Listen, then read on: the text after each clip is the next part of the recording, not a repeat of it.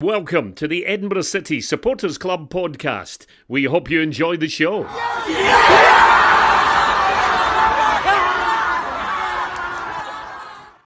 Well, hello everybody and welcome to the latest edition of the very unofficial Edinburgh City Supporters Club podcast. As ever, I am your host, the Right Reverend Bobby Love, and as always, I am joined by Citizen Neil and Mr. Rooney. How are we? Good. I'm very good. Looks like you've got a bit of the sun there, big man. I have, yeah. The tan lines are in full swing. Sunburn is unbelievable if you're watching the video. Oh dear. Yeah, I mean, it's like I've struggled to go in the shower this week, so it's been sore, that bad. So, hey ho. Such as you've got to enjoy it. You've got to enjoy it. I probably should have a shave though, because the sooner I do it, the better. Because I'm going to end up with really, really bad tan lines on the face as well. So, and it's getting a bit hot for the beard. Well, as me as obviously another beard wearer, I'll thoroughly disagree with that. Right, and of course, the man who loves a moan, it's Mr. Monks himself. How are you doing? Aye, not bad at all, not bad at all. Very enjoying the sunshine myself today, so but the factor 50 on with my complexion, so nice sunburn here. Being my usual Dracula self, I've been trying to avoid the sun as best I can. So it's been kind of fortunate that I've been doing quite a lot of reading for uni. So that gives me an excuse not to go in the sun and, instantly melt as soon as I leave the house. So we've done not too bad there. In terms of the podcast today, citizens, it's pretty much our end of season review. And we're also going to announce the Supporters Club Player of the Year, which will come nearer the end. But we can give you a quick exclusive right now. It's not going to be Danny Handlin. Sorry, Danny. Maybe next year. You were really close last year. You should have maybe said spoilers in case anybody didn't want to hear that bit. Well, you know, he can't work it out for himself. He's been getting us a lot of jip on Twitter about it. Well, yes, I know. We could maybe run a poll to see how many times Danny's moaned this season on our Twitter account. That's a good point, actually, because he really does like a win, Jay. I know. Aye. But anyway, that's fine. Anyway, unfortunately, he's just not going to make the cut. If I was being nice, I'd just say it's because we want to present it to him in person, so we're going to hold off until next season and then give him it next season. But you're not going to say that. No. Anyway, first up, we will review the Dumbarton playoff final. Obviously, it's a bit of a sad ending to the season, but essentially it was probably about 25-30 minutes of the second half in the first leg that really killed us off. Picked the worst time of the season to have our worst half of the season. We all watched it together down the pub, celebrating in the boozer and nearly falling down the cellar door, as well as batting myself off the back shelf and hit my back, which I kept quiet at the time. Ali, your opinion on the game? Yeah, I think it's one we'll look back on as we couldn't really have had a better chance to go into League One. You know, playing against a team that's confidence was on the floor. They'd only scored 15 goals all season. Didn't look. Got past Stranraer, which is fair enough, but a team that looked like they were on a downward spiral. We were on unreasonable enough form, and 1-0 up at half time. The first half in the first leg was quite even. I thought we were too cautious, to be honest with you, but that second half we were just. And in fairness, Dumbarton looked absolutely brilliant. We got totally outclassed, to be honest with you, which I don't think anybody saw coming. We all thought it might be a tight game, but I thought we looked like a team that was significant. It looked like there was a big gap between League Two and League One, certainly in that second half. And 3-1 didn't flatter them at all. We got what we deserved out of that. And the game was over at full time at Ainsley Park. I know we won the game and kind of stayed in it to an extent through the West Coast, but the damage was very much done in that first leg, and it was. I'm loath to criticise Naismith because, and I probably will absolve Naismith of a lot of the blame because he's hardly had any time with the players on the training pitch, and we all know that he's had more games and training sessions, which is just the nature of how the season's ended. And so you like to think that if he'd had time with the players to set them up and talk with, to work on things a bit more, Dumbarton were a team with two threats, which was from set pieces and from Ross Forbes cutting in from the right and his left-hand side, and we gave away dozens and dozens of stupid free kicks around, out in wide areas for Forbes to deliver the ball in, and we just seem to guide him in on his left foot every single time. I almost think that if we'd been there, when you think you can have an influence in a game, I almost think that the three of us screaming, "Stop him fucking cutting inside on his left foot," might have just, it almost felt like that. We all saw it watching it in the pub. Ross Forbes, I don't think he's had a particularly great season for Dumbarton by all accounts. He's had a lot of stick from their fans, but it's one of the best performances I've seen from an away player since we've come into the league. To be quite honest with you, they very much deserved it. I think we were all a bit stunned at full time in the first leg. I don't think anybody could quite believe it. And then we went to Dumbarton. The conditions were horrendous. We played well. We did what we needed to do. We got 1-0 up, and then I think it was clear from what Naismith had said pre-game and things that they wanted to just to get the first goal, whenever that was, keep things tight, not do anything stupid. And we did get the first goal, and then our left back got sent off for diving. And I don't know whether it changed the game hugely, but I think it probably stopped us pushing on and just doing that a little bit more. It just, it didn't mean Dumbarton came out or anything like that. It didn't mean that we stopped having most of the ball, but we barely created any chances. I presume the plan was to get that first goal and then really kick on after 70 minutes or something like that, 60 minutes, 70 minutes. Or was it 4 minutes after the goal that Liam got sent off for diving?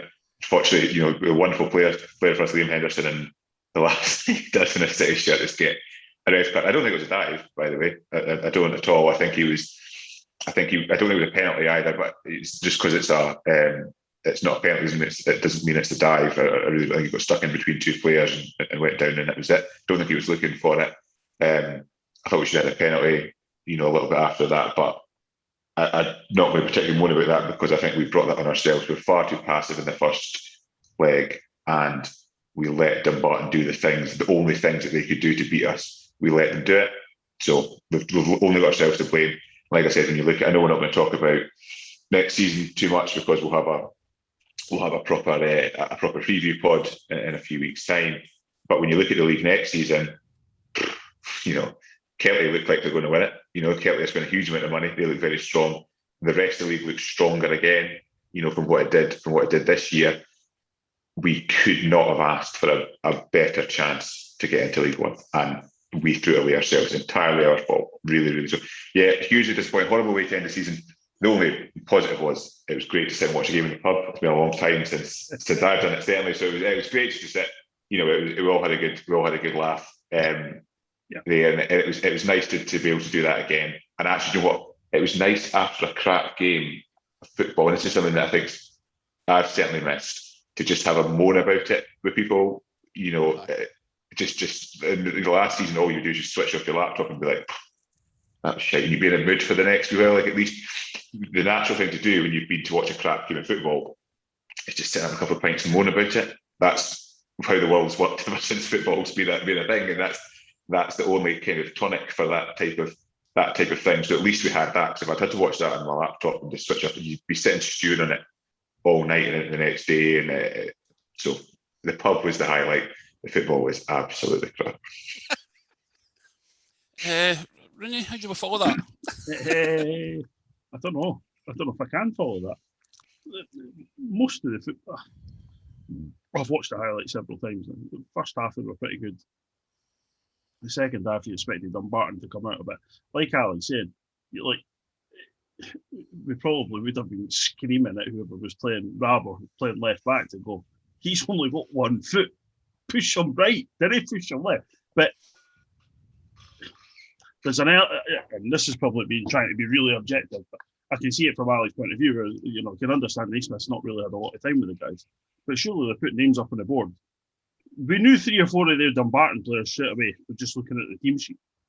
Well, as the example, as in the last pod, Ali pointed out Ryan McGeever as a danger man at set pieces, and what happened? He scored for a set piece.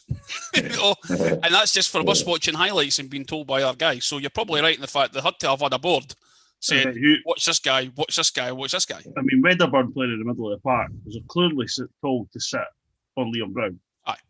And done his job. Obviously, because he's about 4 times the size of the guy. But, you know what I mean? He just bullied him. And then the boy Forbes has been at Motherwell as a youngster. His career just went down a wee bit, but clearly a talented young guy and a sweet left foot. And he just had the freedom to drift in all the time. Yeah. He never stopped that. How they I'm not sure what we're saying, but how the guys or nobody spotted to go. Don't get me wrong, he might have been a yard quicker, and maybe looking on the telly, you're going, what? He's maybe a yard quicker up here, and the guys were away. I don't want to sound too critical, but he just seemed to have the freedom in the second half more than anything, or that half an hour, and it just shot us. And for me, as much as Liam has done really, really well and been a really, really good servant, and Lee looks really good, we miss. I'm going to say it, we miss a commanding centre half. We miss a big guy to go and just empty everything out, regardless of whether they can put the ball on the deck or no. You can put somebody beside him. Do you know, like, we go back to Scullion was probably the last guy we had that done it. Craig Beattie to a degree. Like what you're really saying here is we miss a kind of Joe Maboo. Well, I didn't want to go that far back, but we do. We miss a commanding centre half, and he doesn't have to be Beckenbauer. As long as you can pass the ball 5 yards and get it to somebody, you know what I mean? They can take the ball off him. Like, Balotelli done it to a degree, but you miss a big guy to just go, bang, I'm taking control here. And it's maybe my school of defending and watching City as long as I have, and been blessed to watching excellent Heart centre halves with Webster and all these guys and Presley. You know what I mean? The guys that went to play at international level. But we miss a guy like that really just, I'm not going to say the guys aren't commanding me. They're probably very, very vocal on the pitch, but to have a big presence in there makes up. Even like the boy Wedderburn, if we had somebody in front of the back four doing that, that would be huge. That's a preview one, but he's ready to stand out here. You're like, come on, bite your hand off and take him. But the first one was that 30 minutes, 35 minutes, as Alex says, and then you play the second game, and I know Liam gets sent off, but even by getting the sent off, we still looked like we could score.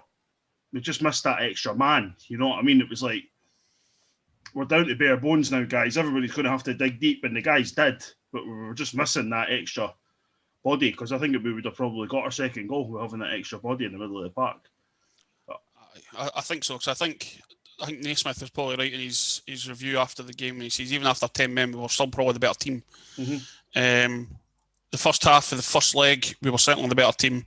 As we said, obviously that half hour kind of killed us. But I mean, there was, I know you maybe know what to say, like, we've not had enough training sessions and all that kind of stuff, but we were screaming in the pub saying we need to get Brown off of Wedderburn in the first half, because they pretty much had him tucked him away. And then in the second half, we were like, we need to have somebody extra on Ross Forbes and have somebody like Josh Campbell tracking back to help out Rab, because he's getting left 2-on-1 constantly. And then what happened about 10 minutes later? He got left 2-on-1, cut in, and they scored a second goal. So yeah, you miss Callum. You miss him for the last couple of years. You miss Callum playing behind him and Rab playing in front, or vice. You miss the two of them on that flank. I mean, you look at, as you say, we can't be overly critical because we're probably having 2 or 3 training sessions at most. But the best Danny Jardine and his infamous twin that's now playing for us, like, he's been brilliant in the middle of the park. Yep. And in that first game, he looked like he was playing wide right. Yeah, I don't get that either. Do you know what I mean? Now, if he's wanting to protect somebody, the danger man for me was on the left. But then again, he's probably protected Thompson, because the other boy playing on the left wing, got past him a few times. But yep. He's played exceptionally well in the middle. I mean, you look at the second game, he played really well in the middle with Blackie. He's had Josh, Danny, and another playing up front, or playing off a striker. Josh at his best playing off the striker and playing Danny off the right. It just seemed weird. There'll be a reason. There'll be a tactical reason. But for us mere mortal fans, it just seemed weird to go, you're getting a tune out this guy, playing him into the middle of the park, and we're going to have to play him. But then again, it maybe comes down to lack of bodies, lack of fitness for some guys, and maybe lack of bodies that the manager isn't happy with or wanting to use to a degree. You know what I mean? So he's come in, he's obviously not got a window. We'll go into next one in the next podcast, but he's not got a window. So he's got guys and he's assessing these guys really quick and going, I can trust you, I like you, but I don't like you. You know what I mean? You're not going to put a guy in really, if you don't really want them or use them. Aye. Well, there was. As We'll a get onto that. polite We'll get into that the next session probably. Yeah. Which probably a nice segue for what we're about to say. That the game, the first game in particular, was calling out for a Mark Laird. You know, just someone to have their ball in the middle of the park, just calm it down, that wee bit of experience to maybe talk guys through games, or just that kind of leadership that Laird had a tendency to show without ever really being massively vocal on the pitch. But you knew what he did by where he was positioned, that's where he really should have been. Yeah. So we kind of missed that. I thought Blackie kind of got exposed a little bit too much in the middle. It's almost like you were asking him to play 3 centre midfield positions on his own. Until the second leg, where we ended up having more people next to him and everything looked a lot better. But as you say, there'll be a tactical reason for it. He never really got into the tactics. So we'll just leave it as it was a disappointing end. But in terms of our season review, which we can move on to now, considering where we were before Naismith came in, 5 points outside the playoffs, to be honest, I think we were all quite pessimistic about even getting into the playoffs until the manager change. And that's no slight on James. I don't necessarily mean it like that. It's just we were looking a bit bereft at times. I think on the back of that, there's good signs. How do you put it? There's good signs for optimism. Aye. Do you know what I mean? He's come in and got a tune to these guys when he's hardly worked with them. You know, they look a majority of them look a very, very fit bunch anyway, and he's got a tune out of them. You know, so yeah, we could probably merge our 2 pods into one. Let's not, but yeah. Well, in terms of season, we'll keep it just a season review. I mean, and what's going to happen so far with ins and outs, because we might as well comment on them, seeing that they've happened. I think as the season progressed, I mean, at times, beginning part of the season before the shutdown, the next shutdown, one game we looked amazing, next game we looked like we'd never seen a football before. Yeah. And then we had the change, we had the shutdown, then the change came in, which took everybody by surprise, I think, including the players, judging by how some of them were reacting. A lot of them seem to have got a foot up the arse is probably a bit the easiest way to say it. Some people totally changed their form. I mean, obviously, Danny Jardin's form changed by simply just changing them into the middle. Who else played pretty well? Obviously, Cal Mantle had been playing pretty well, I think. Brown, Danny Handlin, as was said previously, he was looking a lot more responsible at both ends of the pitch. So, I mean, there was positive signs, I think, for Gary coming in and what he's done.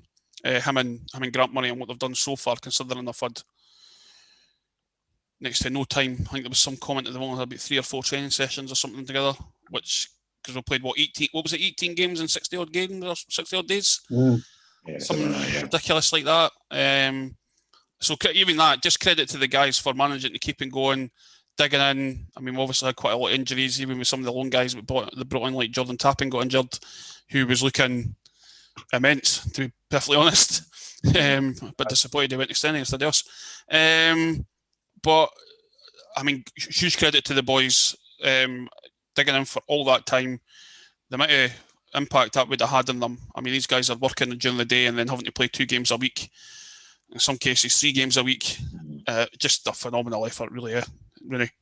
Yeah, totally agree. Aye, I mean, we spoke about that. We spoke to Rab on a podcast. It was like, the guys are doing a full-time job, eh? But some, like, I know Ali and I are technically in a 35-hour week, but, you know, that's not, guys do 40, 50-hour weeks, you know, and you're having to do what you do. It's,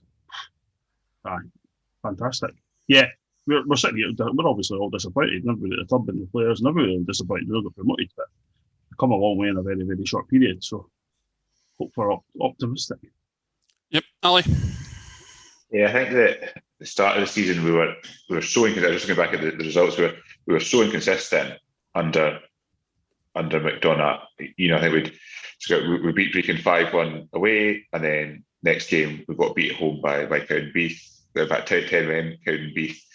You know, we went and beat Airdrie away in the cup, and then we lost to Stranraer at home, and just games like that. It's just like we just didn't seem. I think the players probably did need. I think the players probably did need a new face and just a different message. I think a change. You know, McDonald's been in charge, but had been in charge for a while. The core of the team had remained the same.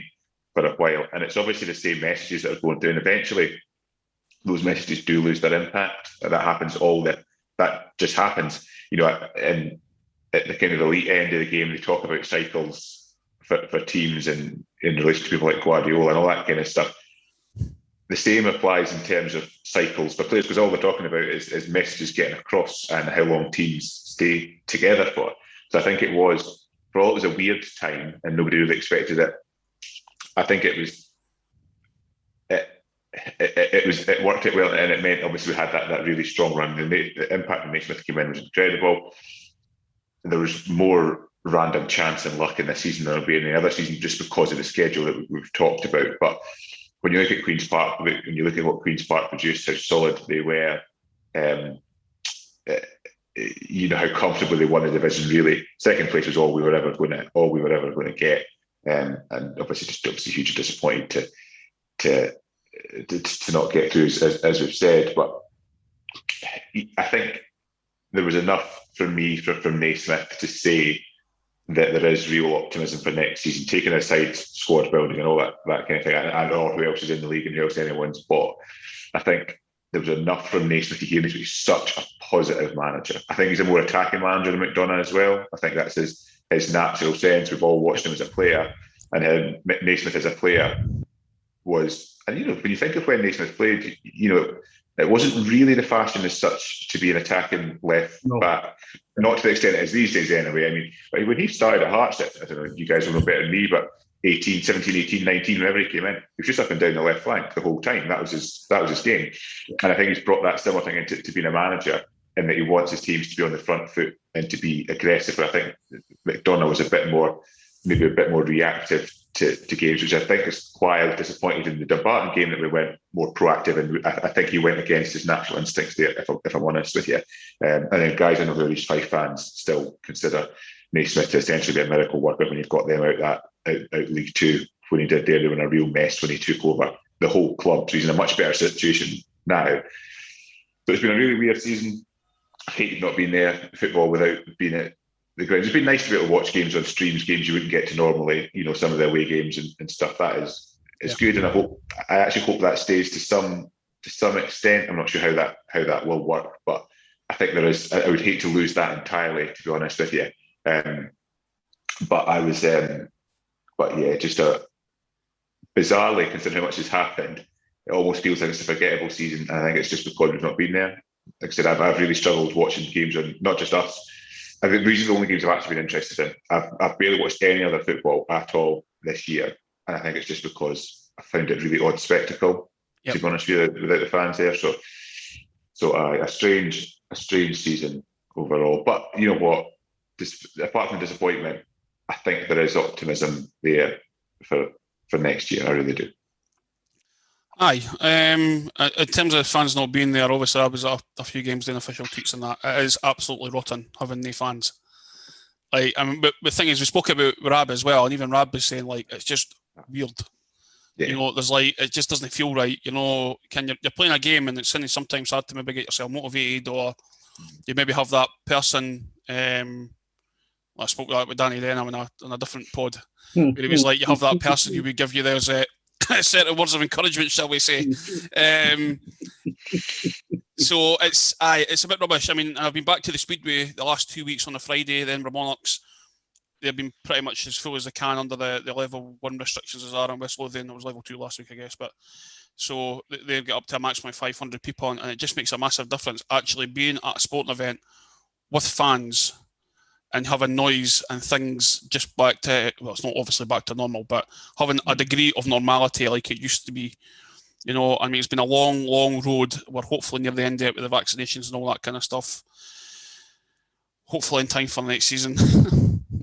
At some point anyway. We might not be able to get to go to away games, but that might be for a little while yet, but certainly for home games, hopefully.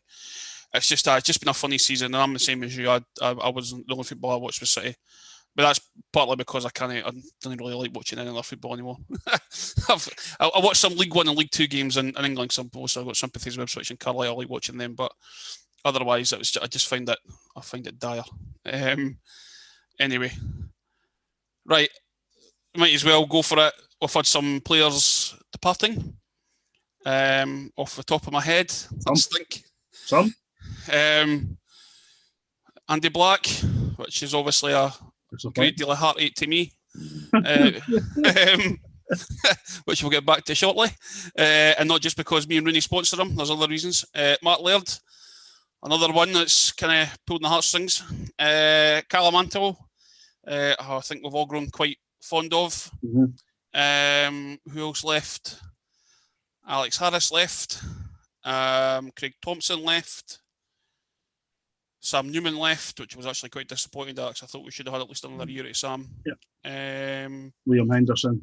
Liam Henderson's obviously departing to Arbroath, which is fair enough. He's gone to a team a couple of divisions higher, and certainly for the press release, it seemed it wasn't like a monetary decision either. It was just simply higher up the leagues.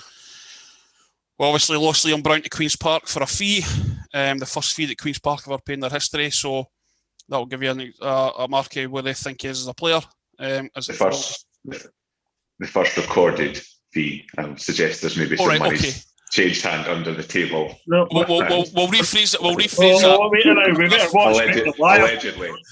Allegedly. The first official fee they have paid as a professional football team. Oh, but as a professional team, you can't do it. All right. The first fee they pay, so obviously, like, they've taken a chance on that and paid his release clause. Who else left? There's got to be other players. Conrad's been made available for transfer. I don't think he's actually away. I think he had a year. Yeah, actually a year left, I think so. Is there anybody else I've missed? Help me out. Help me out. No, a few people returning. End of loans is the rest of it, I think. End of loans, aye. So, like I said, like Josh Campbell, Jordan Tappen, Darren Smith. Rafa's away. Dishington. And so on, which obviously they're loans, so we can't expect them to go.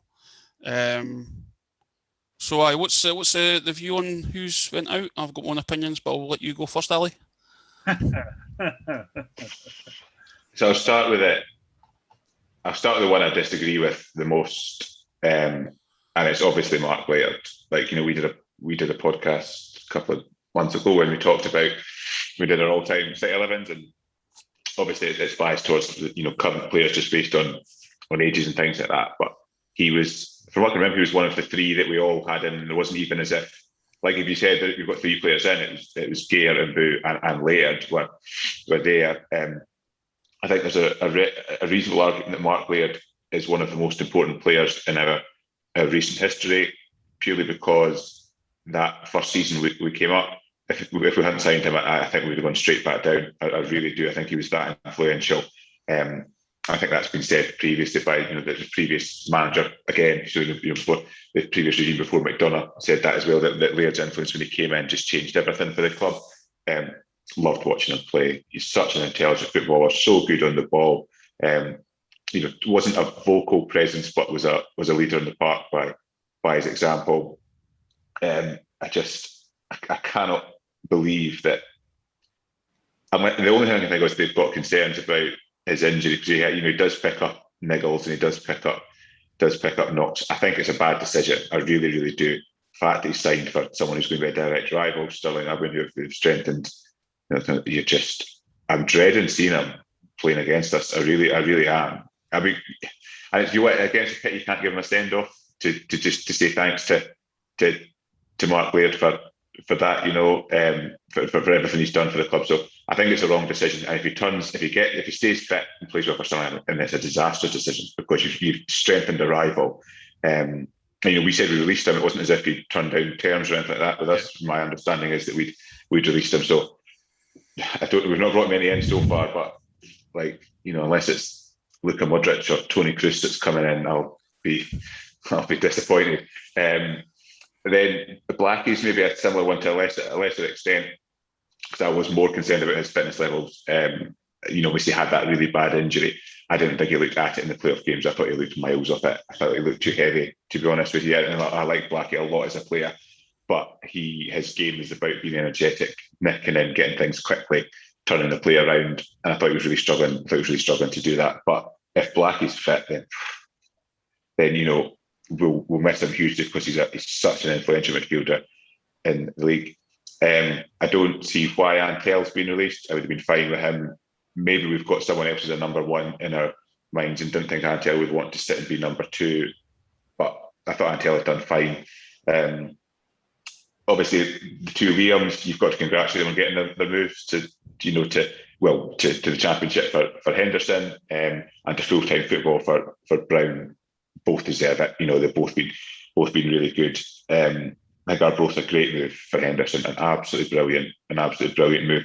And Liam Brown going back to Queen's Park where he started. They're obviously a hugely ambitious club, but I think he'll easily manage in League One. There's obviously no doubt about that. I think he could probably play in the Championship. So it'll be interesting to see how he does. And we'll all keep an eye on him because he was at City for a good number of. You put it 60 games plus or something like that. So he's a decent run at City, and just a brilliant little player. I think we saw the best of him when Naismith came in. I think getting him further forward actually. I think given that license to go further forward, not necessarily starting further forward. Tomo being the club captain's always one that will raise a few eyebrows. I think Tomo has essentially been good for us. I don't think he's the type of player that Naismith wants. I think when you look at, I just said it about what Naismith was like as a fullback. That's not what Tomo was like at all. Tomo, just poor. He's not getting up and down the flank anyway. Yeah. He's taking a touch and putting a ball in. It almost feels like other teams have worked out his set pieces. Apart from towards the end of the season where they fell off the edge of a cliff, to be honest with you, the set pieces were well missed because that was a big weapon for us. We scored a lot of goals from that, mostly via Balatoni or Liam Henderson, who are all the way as well. So we're going to have to find a different source of goals, pretty sharpish. But yeah, I think Thompson. I can see why he's been let go. I think it's a style of play thing more than anything. I think probably the same true with Balatoni. I agree with your Newman. Would have been nice to see a guy come through the youth ranks and continue on. But if Naismith doesn't think he's good enough, then he doesn't think he's good enough. I think you've got to give the manager that trust, and we'll only be able to judge these players that have been released or how good those decisions were when we've got a full squad in and we can actually look at the squad and see, is the squad better? The squad has to be better this coming season than it was last season. That's the key, because we fell short. As I said, again, against the Dumbarton team that are no great shakes, and we fell actually, we couldn't get into League One with these players, so they actually can't really have anything to particularly moan about if they've been released. And I know there was some comments on social media and things from some of the players, and I get that, they're pissed off, but the club needs to get out of League Two. These players couldn't do it, so I know it feels harsh, but that's what football's like. There is no loyalty that way at all.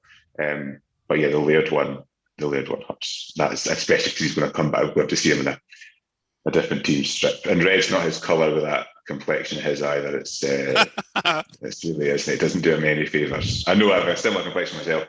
It doesn't do him any favours, but I don't think their purple away total will be either, to be honest. No. Sure, yeah. Rooney, anything to add there? Nah, I think we'll miss, like Alan's saying, you'll miss 2 or 3 of them. You won't miss some of them. Be nice to bring Rafa back, even just for the banter. It's good. Got him using his Twitter account. That'd be great. But you won't miss it. But I kind of pragmatically agree with Ali. Fundamentally, we're trying to get out of League Two. We haven't. Yeah. I mean, the same. They've been happy to keep Antel. He's improved year on year on year on year. Blackie and Laird as well. Whether you just give Blackie another year to prove his fitness and get a pre-season, then it's going to be very short by the looks of it, but get some minutes in and get up to speed. And Laird, I think, would just be worth his weight in gold doing experience. But I don't know. I agree with you with Thompson. Thompson's there for the big diagonal. And his set pieces. I mean, you've seen the guys in the second half. Didn't get me wrong, he's done us really, really well. But you've seen the guys, the Dumbarton boy, who's playing to level up. Boys are just running past him. Yeah. You know what I mean? And really running. Yeah. And it's like, you almost need a Callum or a Rab on that side as well, that can do all that sort of duty. So, yeah, it's disappointing. I like what Ali said. Fair play to the two Liams on getting their moves. Obviously a good step and full time in for Liam Brown way back to Queen's Park. Fair play to him. But to the same token, the guys come in. There's nobody often a manager we get to see them in that many games in that short period of time as well. On that positive, not necessarily training. He's getting to see them in live games, and he didn't use a lot of them. You know what I mean? He used a select few, maybe 14. Do you know what I mean? There's a lot of other guys, and I agree with Sam. It would have been good to see Sam come through and play again. Bob and I have watched a lot of the under-20s, and you've seen a couple of youngsters not even being kept on before Gary was there and whatever. It'd be good to see these guys. But there's guys that have sat on that bench and just sat on the bench. You know, and if the guys, I'm not disrespectful to any of them, sorry, but if the managers come in and went, "You're not for me," we'll have to let them go, sort of thing. So. I think we're right in one aspect, because I think as soon as we said when we found out these players were getting released, is that it's sad for some of them to go. It would be nice to get into League One, but essentially they never got us into League One. Mm-hmm. So he maybe needs a wee bit to freshen it up. I think the decisions on Black and Laird are absolutely wrong, and it's not because I'm biased with Andy or anything like that. I think both of them together in that midfield are two wonderful players. Yeah. And the fact that Black is signed for the team that are favourites to go up on a 2-year deal indicates that they think he's good enough to play for them and in League One. So from that, and it also depends on his fitness and how that goes. I know you were saying he was maybe off the pace of the playoff, but then again, he's played for that small group of squad that we had. Black played in the majority of games after barely playing and kicking a ball for 2 years. Yeah, I'm not going to get too down on him for how he looked in the fitness-wise for playing all the games after a cushion. And then having that big long layoff because of COVID as well, where he was meant to be due back before the end of that season. So I'm really disappointed with Andy Black. He's a dynamic midfielder. I mean, I think when still in Albion Freedom and he came to us, they were absolutely gobsmacked to get released for there as well. So that's 2 teams in a row. We're pretty much asking what's going on here. Obviously, it's a bit disappointing for Supporters Club View because he was our first player of the year. Mark Laird was our second. Yeah. Right? Anybody else? We'll see if Danny Handley wants it. He might end up at the door, so maybe he doesn't want it now. But yeah, I think Laird and Black are arguably going to be the biggest misses. They really are. Mark Laird in particular, I think you're right in saying how influential he was in that season we came up. Between him and Antel as well, the last surviving players of our first season. I think. You've seen Callum progress to go on. Aye. What have we done to why have we not signed Levy Ashen and let him go to County B and let David McGurn go to County B?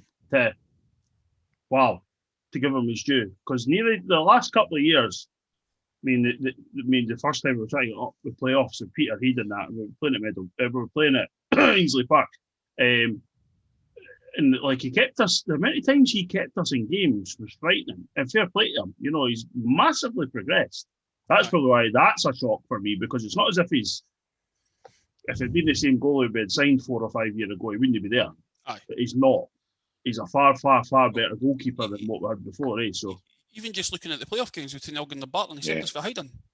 The Dumbarton game especially, now we can maybe complain about what happened at the second goal, but that essentially was a breakdown in front of him, not necessarily how he saved it, but he saved us for a hiding in the first leg. He really did. So, I'm disappointed Callum was left. I'm hoping the fact that who he's released and with the positions that he's released them in, he's got players lined up to come in, because that's a lot of influential players going in a lot of really influential positions. We've essentially, obviously Liam's in force, but we're saying that Conrad, he's to leave. So essentially we're looking for 2 centre-halves, we're looking for 2 midfielders, and essentially defensive midfielders. You've lost the spine of your team. Aye, and we've lost the right back. So, it's difficult. But anyway, we'll kind of maybe come on to that when we do our kind of pre-season preview in a couple of weeks, seeing that the pre-season starts in quite literally a couple of weeks. I think it's 2 Fridays' time it starts. Yeah. Our first away friendly. What an absolute nightmare, eh? Anyway, the Euros are on and everything. We've got to go back to pre-season training. What? That's namsy-pamsy stuff. Wait till Anyway, right, so very briefly, because we've signed some players. Firstly, Callum Tappin, who I think we're all pretty happy with. Very much. Slightly sad that we couldn't get his brother, but that's another story. As well, I should say. Callum Tappin, for me, and I was there at the game as well, was probably one of the best away players I've seen at Ainsley Park against us this season. He was absolutely phenomenal that game. Just brilliant. He just pulled all the strings. We gave him a huge amount of room, which wasn't the best idea, but even then he showed a lot of class. He looks the part. He seems excited to get going. Maybe fills the Laird spot slightly. Maybe slightly higher at the pitch, I guess, but possibly fills that Laird spot. Somebody that can put their foot in the ball anyway and dictate the play. Yeah. I'm happy with Tappin. Everybody else on social media seemed happy with Tappin. Are you boys happy with Callum Tappin? Yeah. Yep. Definitely. Yeah, the Stenny game, I thought he was tremendous. Type of player I like. Makes good angles for the ball and things like that, but moves it forward quickly as well. So he's not just, we have had a central midfielder who used to just take the ball and spin around a bit and then lay it off to one of his fullbacks. So he was mentioned, but so Callum Tappin's not that, which is good. He gets this and he will look to go forward. Bit surprised we got him. I think he must have had an option to leave Stenhousemuir. I think it surprised a few of their fans they had. They're obviously making big. They signed two of the guys from Dumbarton, Forbes and Wedderburn have gone there. So they've obviously got some cash behind him and they're making a bit of push. So he would have had a decent chance to stay there. So he must believe in what we're doing. So yeah, delighted to have Tapping on board. I think that's the big one for me. And that's probably the one that gives you that bit of confidence that if we can go and get a player of that calibre, that if we can get a few more of those, then we're going to be in a much stronger position. Yeah, definitely. We've also signed James Sultan from Stranraer. Yeah. I admittedly don't know a huge amount about him. A winger. A winger. Oh my goodness, a winger. For us citizens that haven't watched a winger for like 3 years, 4 years. I don't think we've probably watched this. We've never even played with wingers when we had Gary. Well, we've got Rafa Defeater. Oh, we've had Rafa's a forward. Rafa's not a winger. Watch me, this boy's not a winger either. He probably I know. Well, I did say in the press release can also play through the middle. There you go. But no, as I said, I admittedly don't know a massive amount from him. Obviously, Gav from Pure Football said it was a quality League 2 signing, and I pretty much trust Gav's opinion on most of the footballers at this level. So if he says it's a good signing, I'll take that as read. And we've also signed Lewis Kidd from East Kilbride, who Gary had at Queen of the South, I believe, former Celtic youth, is that right? Who a midfielder and or fullback. Any Jen? Because I've got none. I think he's a fullback. He played at Queen of the South, played at Falkirk as well. Aye. But that'll be a midfield too. Yeah, right. I think he'll be fullback. I think he'll play right back. Really? Yep. Yeah. But that's just based on something someone said on Pine Buffalo, to be fair. So, but no, I think he looks like a decent. Again, pedigree's pretty good. So, and Naismith knows him. So, yeah, you've got to trust the manager for that. And then with Hilton, yeah, like I said, not seen a winger. Everyone that's spoken about him said he's a really good player. If he is going to play as a winger, it does signal a different type of play than we've been used to. We've always been thinking about. The forwards kind of come inside. Nobody really goes and stretches the game and hugs the touchline. We've never had any real width because, other than often when Rab would get forward from left back, he would come inside, which he was brilliant at. He would drift inside because we've had very few players stretching the game. Certainly out wide. Even guys like Harris, who was nominally a winger, would drift inside. So it'd be great to see. It's kind of play we all like watching. If we can get a good winger who runs at teams, puts in the back foot, it's like that's what you want to watch as a football fan. So yeah, hopefully this boy, because they had him in the press release as James Jinky Hilton, so it must be a winger if his middle name's Jinky. Surely. Hopefully. Must be. I'm waiting for, if we've not had any other transfer news, it's now the 10th of June, Thursday the 10th of June. It's 9:30 at night. It does look, we are recording at this time of night, don't worry.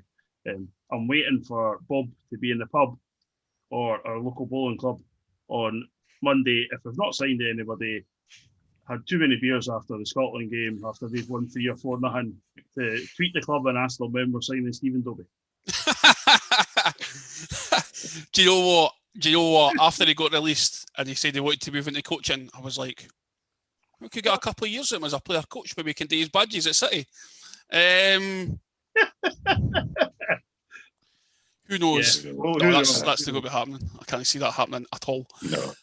What a pipe dream, anyway.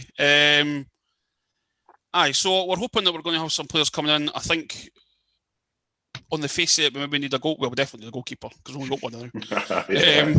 We need a goalkeeper, a right back, 2 centre halves, maybe a couple of midfielders, another couple of others to pad out the squad. Maybe another forward to back up Blair and Uzi, or give competition to Blair and Uzi. I don't know. I think a lot is the whole, and it's like the other team that I follow.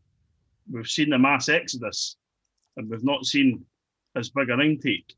I think that's half the battle at the moment, and we're wary of pre-season will probably start tomorrow for teams, and the first friendly's next Friday, and we've only signed 3 guys, and we've let it feels like we've let like 33 go, and we've only signed 3. I know we've about 11, 12.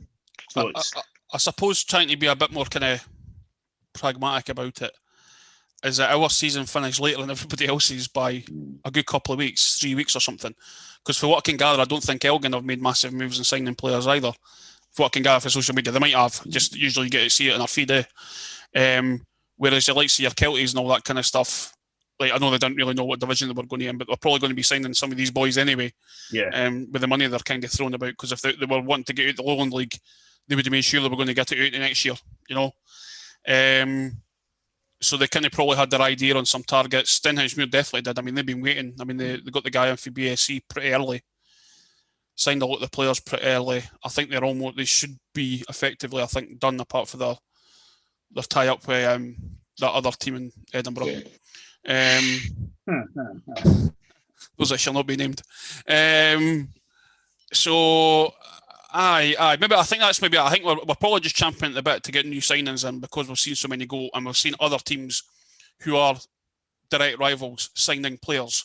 Yeah. So everybody just gets a bit frustrated going, "Where's my players? Why are we not getting anybody in? Naismith's useless, come on!" Kind of attitude where I think probably behind the scenes between him and James, they'll know exactly who they want to bring in. They'll probably have already had discussions with the players that they want to bring in, and then we'll be seeing hopefully a flurry of signings shortly. But anyway, the only other thing I can wonder is who's going to be the captain next year, because we've not got one. Obviously, the vice captain's Conrad, and he's not going to be there. I think it'll be Callum Tappan. Ali? Captain before. Rab. See, I had a sneaky feeling it might be Rab and all. But I didn't care if he's vocal enough. But sometimes it's lead by example rather than like a Tomo, let's get in and boot them. Kind of like that boyfriend Mike Bassett when he's butting the door and all that. I can't imagine Tappan or Rab doing that. I could imagine Danny Hanlon doing that. Maybe it's a type of responsibility that Hanlon's needed to get a bit more consistent. Maybe.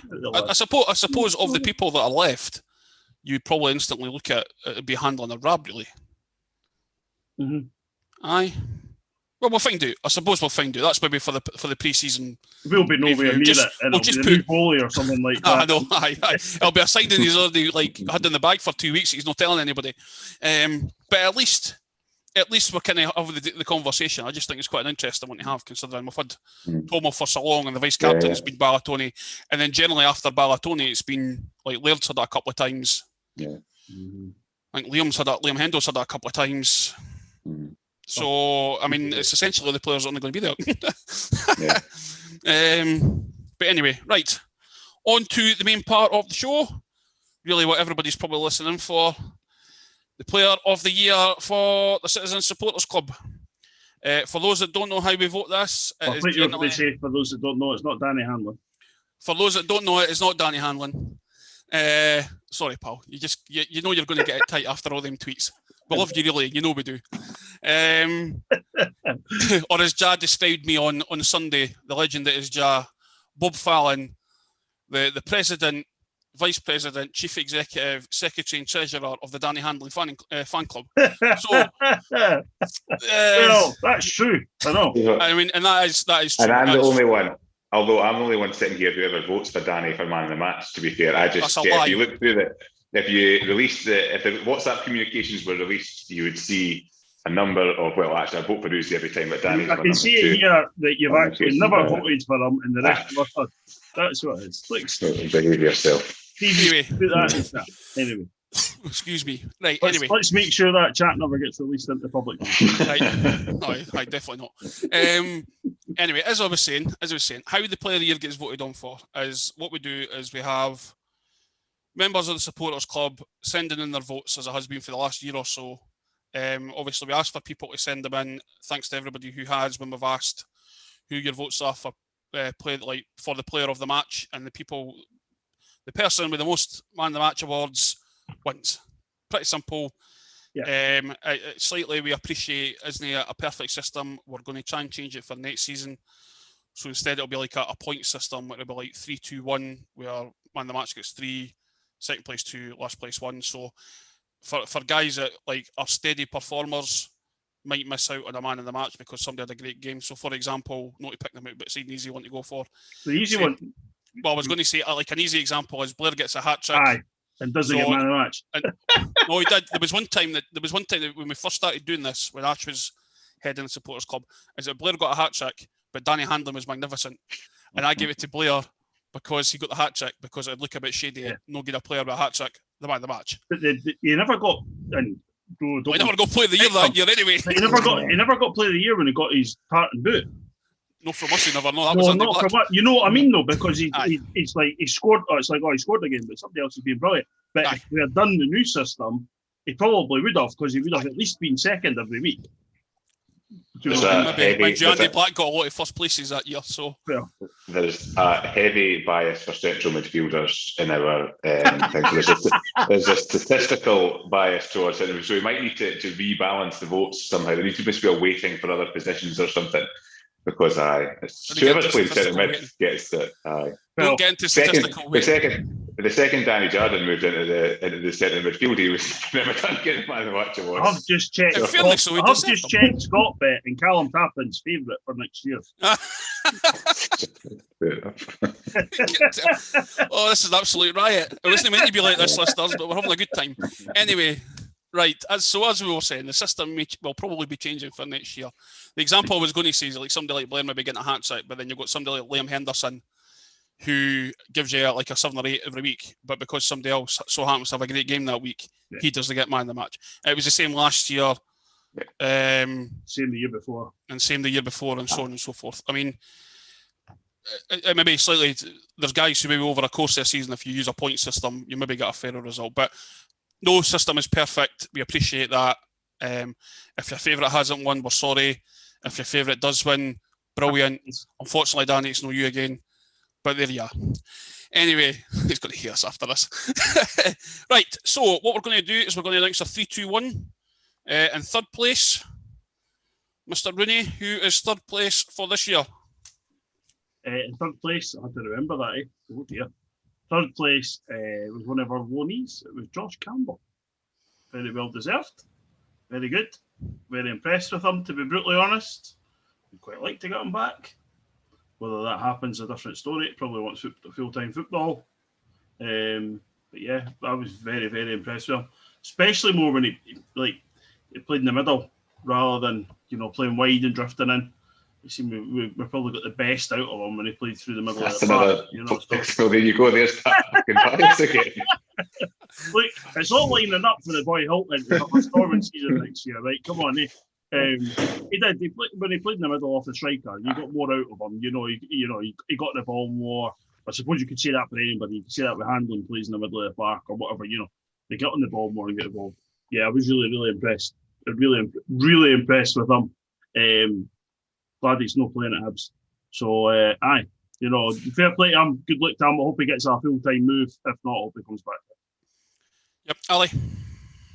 Yeah, I think it'd be interesting to see where his next move is.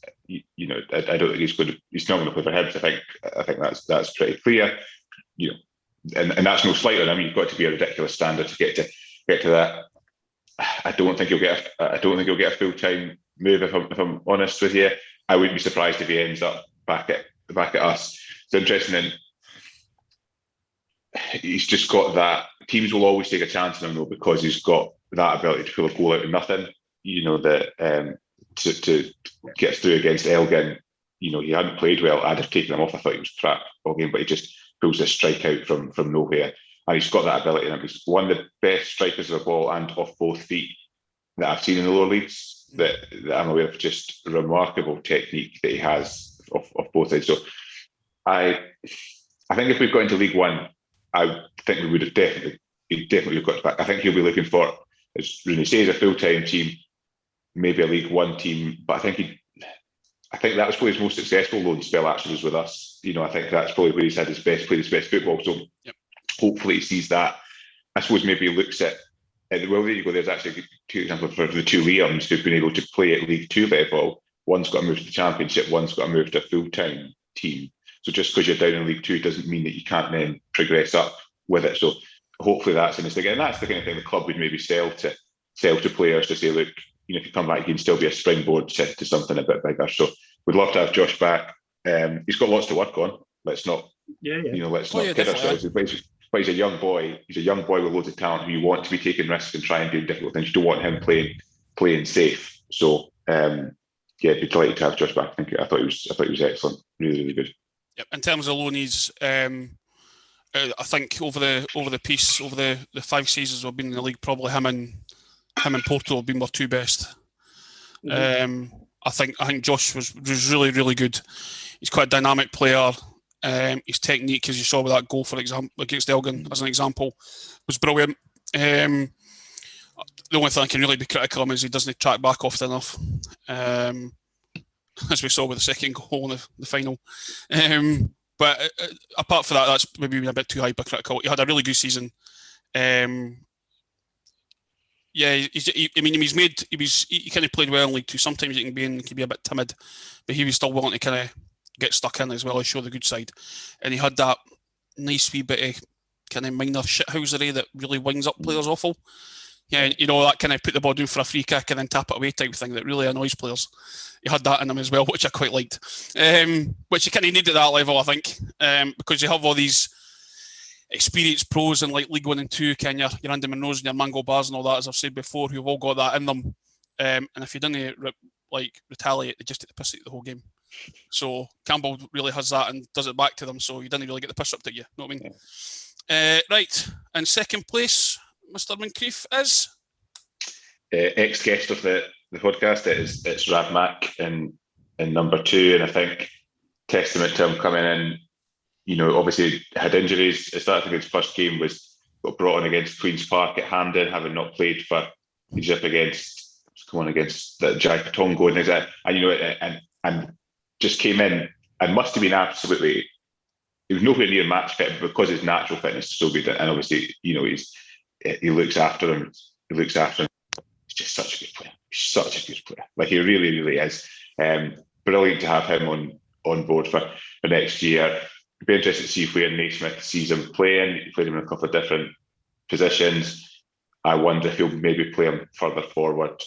I just think that might be. Lets him play on the left-hand side. He's got that physical presence to play further forward. We've talked about this before with him, but it doesn't really matter where he plays. I don't think he's aggressive enough to be a centre half, or if he is, he needs to be. If he's playing centre half, he needs to be alongside someone who's really aggressive. And as Rooney was saying, we don't have that. So I think it is on the left-hand side, but just as good a footballer as you'll see at this level, just in terms of the full package. Scored that goal against Dumbarton, which we all thought for we had 10 or 15 minutes, however long it was, thinking that's going to be the goal that sends us on our way. But and it's his consistency as well. He's probably he's almost an 8 out of 10 every week. Like he really is. I know when you think of consistency, like 7 out of 10 every week. But he's 8s and 9s. Is just a wonderful, wonderful player. Delighted he's on board for next year as well. And he's one of the players that, if we do get to, you've got to look at and say, are we good enough to be in League One or to get to League One? and you look at the players, he's one you've got no doubt about. Easily could play League One. No doubts. Really? Yeah, I can't really add much to that. I think we're lucky to have him. Like many others that we've still got, very, very good, very consistent. I agree with Ali, though. You probably get, as much as he's excellent at left back, you probably get more out of him going forward. And you probably get, if we're going to keep Callum Crane, you probably get more out of Callum Crane playing behind him. Callum's got the insurance to go past him because he knows that Rab will be there, and you've always got that out ball, which is kind of what we maybe lacked a wee bit at times. Just having that release, although easy done well, it's just nice to hit that out ball to somebody as well. So, yeah, fantastic. You can't really praise the guy anymore. Well, no secret of my admiration for 60 Mark. I think he's an absolute Rolls Royce of football player. Watch Daniel be into one of it. Oh, aye, Daniel get jealous. No, I think, honestly, I do. I think Rab Mack is an absolute Rolls Royce of football player, especially for our level. I mean, speaking to some people, a lot of people are surprised nobody's taking a chance on him, but he seems, from when we spoke to him in his interview, that he just seems quite happy where he is. Yeah. And I know for a lot of players, you hear stories on the grapevine that when it comes to part-time football between League One and League Two, most of them don't really see much of a difference. It's only really when you get into the Championship you start seeing a bit of a difference. So Rab's maybe in that boat. He seems very happy where he is. We're obviously delighted to have him. He's obviously signed that extension, so we're going for 2 years. Just a brilliant footballer. I think I agree. Maybe he can play centre half, but he needs somebody next to him as well. But I think he's pretty much played every position apart from goalkeeper at some point. Just such as his versatility, because he's just so good and calm on the ball. A bit like we were saying about Matt Laird, he just never really anything gets wasted. He plays at such a high level, at such a consistent level all the time. Is that even just coming second is probably, for the way the voting system goes, maybe quite surprising, because he's just always consistent, but he never ever seemed to get votes. I think that kind of hampered them a couple of years ago. But yep, delighted that Rab's got some recognition, and he's a lovely lad as well. Can't really say fairer than that. Right, so that lets us to announce our Player of the Year. Is it going to be the worst kept secret ever? It's probably the worst kept secret ever, because we don't actually say that, everybody's just assumed. So the Citizen Supporters Club Player of the Year for season 2020-21, 2021, too many 20s. Easy for you to say. I know. Is, perhaps unsurprisingly to many, it is indeed Liam Brown. I don't think many people, apart from certain quarters, would complain, but obviously he's only took the piss. No, I don't think anybody's really going to complain with Liam getting the Player of the Year this year. He's been absolutely magnificent for the entire season, from that first game at Brecon all the way through to the end of the season. He's come on leaps and bounds this season, playing slightly further forward. Yeah. Box to box, he's dynamic, he's good on the ball, rarely wastes a pass. Positionally, he's aware. I think it speaks volumes the fact that Queen's Park were willing to pay a fee to get him. They're quite confident he can do a job in League One. I think he can. He can probably do a job higher up. Yep. Phenomenal player. Really enjoyed watching him the last couple of seasons. Slightly disappointed he's left, but you'll never stop anybody going to full-time football, I guess. Yep, no complaints. I don't think there'll be too many complaints, really. Ali? Yeah, I think first of all, he fits the criteria for our Player of the Year in that he's a central midfielder who doesn't play for us anymore. So that seems to be that's the last three of them that are really there. But don't start this whole everybody will listen and wants some specific voting next year and spreading the votes about. Just to, well, that's why we're reverting to some proportional representation to make sure it's a bit fairer next year. But I think it was interesting when Brown first came in. I think folk almost had him similar to Andy Black, because he did seem to play a bit further back under McDonald and stuff. But that license just to be almost an old-fashioned central midfielder, in that if the game dictated that he had to drop back, he dropped back. If the game dictated that he pushed further forward, that's what he would do. And he would run past players as well. He would get right up. It must have been a nightmare to play against, because it's not one of these midfielders who just hold on to the ball and move it about. He would run past guys. He would run into, pull people out of position. So he made us play better, because teams had to find a way to deal with him. Yeah. Unfortunately, Dumbarton dealt with him in the playoff final, which was unfortunate. But that was probably the only time that it did happen. He started his career at Queen's Park. I think, listening to some of what their fans were saying, that everybody thought there that he left too early to go to Motherwell. He had another season at Queen's Park. But the fact that they've paid a fee does speak volumes, because they could go out and get any number of free transfers with the wages that they're paying just now. But they've gone out and paid for Liam. He's the absolute standout for the Player of the Year award. I don't think there's anyone. I don't think there's anyone even close to him. And he just kicked on as a. He was always good, but he just kicked on as a player so much, especially when Naismith came in. And he kind of got us into the position we were in. It's just like you said, a few of them. There's a few guys just sad that they couldn't get us over the line into League One, and he's one of them. But he's the player that you do expect to see higher up. You think, actually, you look at the progress of guys like, I suppose Kevin Nisbet's maybe the extreme example at the moment. I'm not saying for a minute Brown will do that, but you can have a setback in your career, you can drop back a couple of levels, but a couple of good moves and a bit of luck.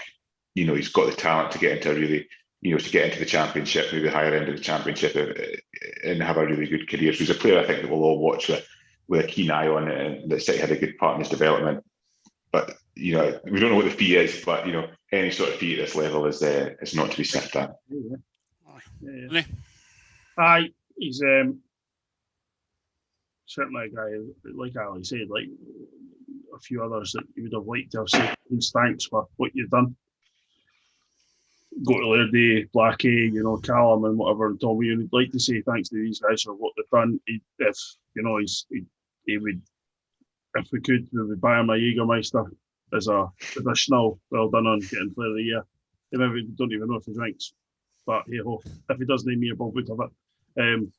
No, Ali, you're not allowed. I'm not a Jägermeister. No. You're meant to be a responsible adult now. Being like that. I'm a responsible adult. Aye, yeah. We can believe that. Nobody ever believes that, but anyway, we'll move on. Definitely, if ever got the chance, we'd buy my Jägermeister and say, well done. Great, fantastic. He come in, he done really well. Like Ali said, everybody thought it was going to be someone like Blackie, just because Blackie had got injured. He's a different player. He's not as aggressive as Blackie, but when he has to be, you know what I mean? I think he's got more about him. He glides a bit more about the pitch. Really, really, really good central midfielder. Another guy I thought we'd done well to get him. And we've got him and we've kept him, and he's obviously just moved because it's full-time football. So good luck to the lad. Hope he does really, really well in his career. He comes across a really, really humble guy as well. So, fair play to the guy. Aye, can't say fairer than that. I think if I was going to compare him to citizens of the past, he reminded me a wee bit of Ian McFarland. Just the way he used to get up and down the pitch. Wasn't feared, going about, could go by players, could hit the ball pretty well. I did a bit. It's like as Ali said, he's an old-fashioned midfielder, done pretty much everything in a midfielder. He wasn't holding. He wasn't like an attacking midfielder. He was one that did both. And he looked quite comfortable at times when he kind of got moved out a little bit onto the wing sometimes as well. He was one of the rare players I think we've found since I started supporting City that seemed to unite all the generations of ages of players. Our young team were taken by him. The older generation, like say, Mr. Lumsden, were taken by him. We're all taken by him. So,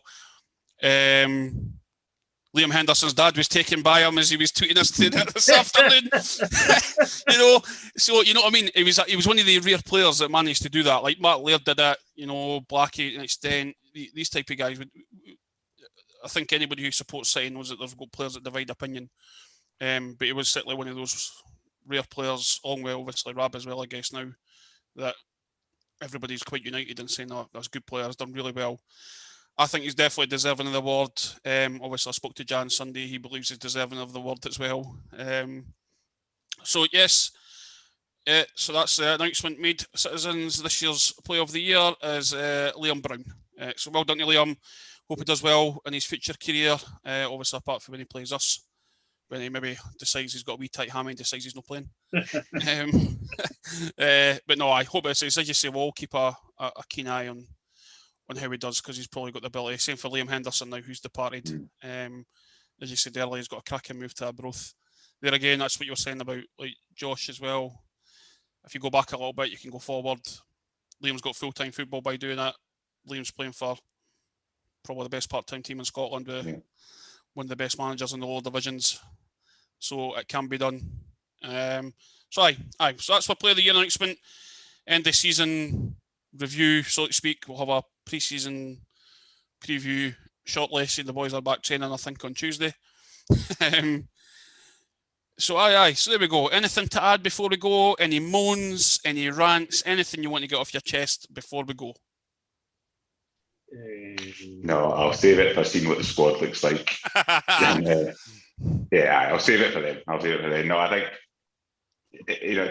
as long as we can, just want to get in next season and see a game. Like, I'm looking forward to the Euros coming up. Obviously, that's something a bit different and things. But I just want to get back into see some games of football, because it's been really, really tough, and it's been a hell of a long time, like since I've been in a football ground. So yeah, as long as we can get back in next season. But Yep. I could moan about a lot of things, to be honest. If I don't know if we're saving that, or we're just, I don't know. Depends what you want to moan about, I guess. I don't know. I've probably had too many beers now, but whether we say this was off topic or we'll save it for the next one. But Right, we'll save it for the next one then, shall we? Well, maybe, I don't know. Right, if you're swithering that we should be saving it for the next one, we'll save it for the next one. I would like things that are non-player related to be moving a bit quicker, and maybe a bit better communication on certain things. Yes. Ticketing, maybe grounds, not playing where we are playing, stuff like that. Obviously, the club's been very, very quiet, which is unlike the club. Obviously, we did mention, but we're going to mention the ladies. The ladies have started. Oh yes, if you want to, on you go. I've finished. The ladies have started, so if you ever get the chance to go and watch the ladies, please do. You can heckle my pal Laura Conley, who's the assistant stroke goalkeeping coach. She played in goals at the weekend after telling me she wasn't going to play. So if anybody wants to heckle Laura, please feel free. Fair play to them if we can get along and give them some exposure to, from the supporters club account. Saves that. We'll certainly do that. So if anybody's interested in watching them, look out for the results. Yep, I believe all the women's games are going to be on YouTube on Sunday afternoons. I think the first one was on Sunday with a rather romping win, 8-1 win against Clyde. I watched most of it, played pretty well once everybody started getting the rust off. I think it was really only the pre-season. Half the team out because of COVID or something as well. I believe we were missing 9 players due to work commitments and COVID. And they only had one substitute that was unused. So that's a remarkable result on the face of it. All the goals are on YouTube on the Edinburgh City TV. The fourth goal in particular is one to look at. That was a lovely, lovely move. We'll get around that. Fairly enjoyed watching the game, actually. Hopefully I'll partake in more as the pre-season and season go on. They're playing at Albion Park in Broxburn for any citizens that may be that way or are inclined to go. Hopefully they'll be at Meadowbank with everybody else shortly, so we can all go and watch them too. So yes, that's the end of that. Congratulations again to Liam Brown for winning our Player of the Year, fully deserved. And that's about it for this pod. So from that, it's a goodbye from Mr. Rooney. Goodbye, stay safe. Thanks for listening. We'll be back for next season in a week's time.